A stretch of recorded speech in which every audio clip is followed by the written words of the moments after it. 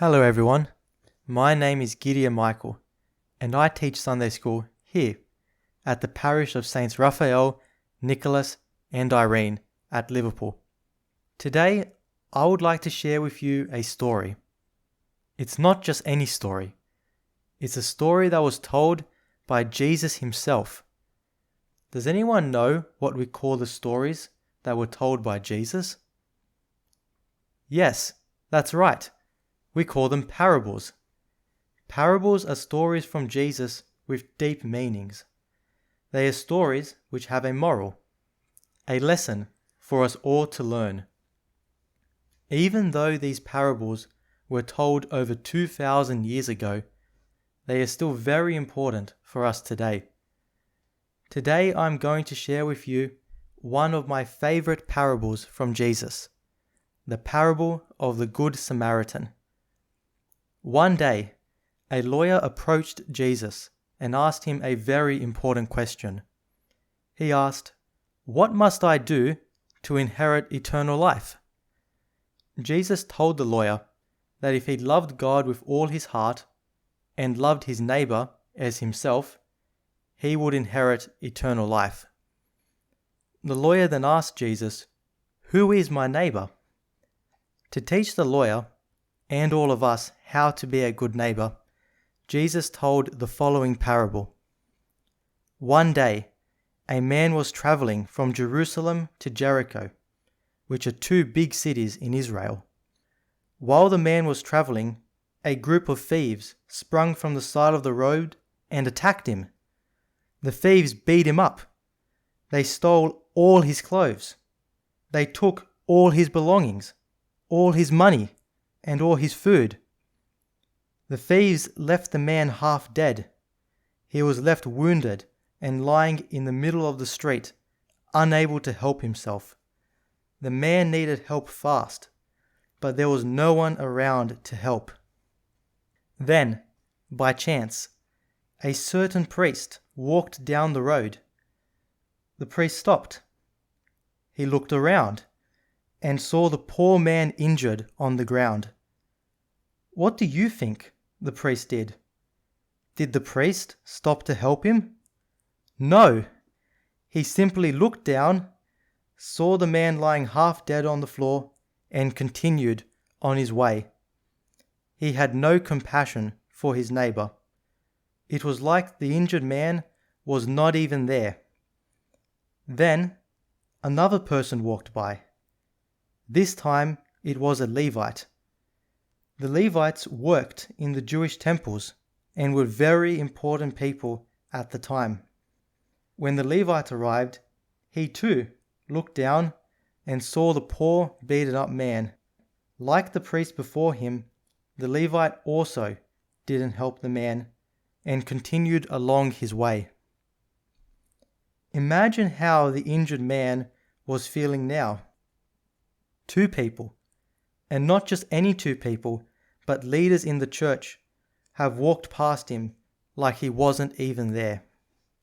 Finally, a third person walked by. This time, it was a Samaritan. The Samaritan and the Jews didn't like each other. In fact, they were enemies.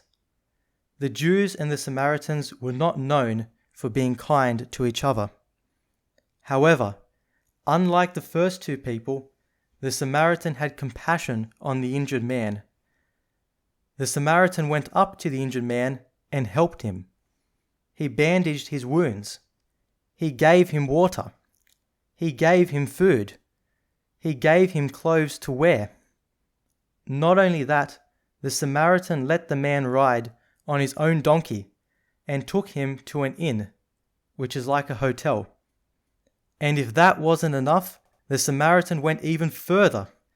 The next day, when the Samaritan left to continue on his journey, he told the innkeeper, "Take care of the injured man, and whatever money you spend, when I come back, I will repay you." Jesus then asked, "Which of these three do you think was neighbor to him who fell among the thieves?" The lawyer responded, "He who showed mercy on him." Then Jesus said, "Go and do likewise." What a powerful parable this is. As with all parables of Jesus, they have a deep meaning, a moral for us all to learn. In this parable, Jesus is telling us that everyone is our neighbor.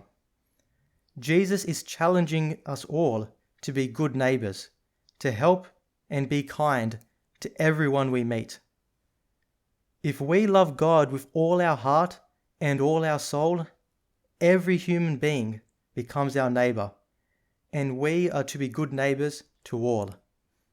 Our neighbor is everyone we come into contact with, especially those in need. Jesus is telling us that we should be good neighbors to everyone, not just our friends and family.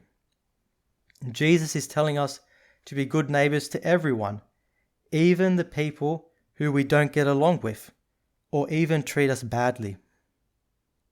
What do you think are some of the characteristics of a good neighbor?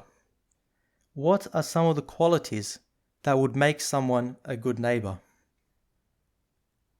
A good neighbor is kind and always ready to help.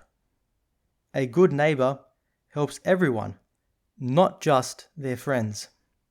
A good neighbor listens to people who are older or have authority. A good neighbor is respectful. A good neighbor prays for other people. A good neighbor is polite and never teases people. Let's make this Sunday school lesson real for us. How can we be good neighbors in our everyday life? Let's consider 2 places where we can be a good neighbor: at school and at home. How do you think we can be good neighbors at school? One way we can be a good neighbor is by supporting the other kids in our school, especially those who are lonely or bullied.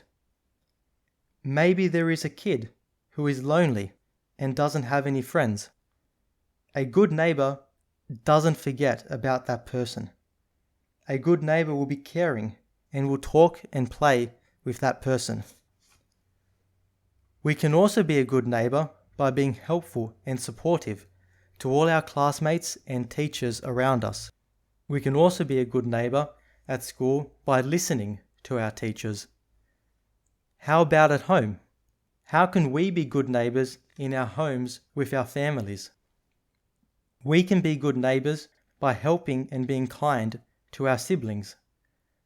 For example, this might mean that we share with our siblings, or that we are happy to help them.